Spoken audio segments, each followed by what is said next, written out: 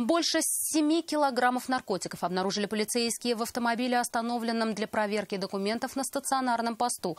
За рулем «Тойоты» сидел 48-летний мужчина. Ехал, как потом сознался, из Петербурга в Омск сбывать свой незаконный груз.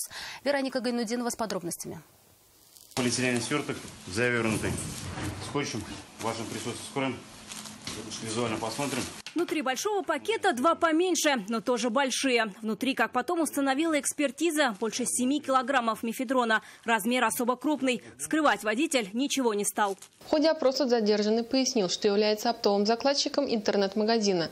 Данные наркотические средства получил от оператора для дальнейшего сбыта на территории города Омск. Решением суда подозреваемый арестован на 2 месяца. Уголовное дело возбуждено по статье «Покушение на сбыт наркотических средств в особо крупном размере». Она предусматривает вплоть до пожизненного лишения свободы. Вероника Гайнудинова, вызов 112.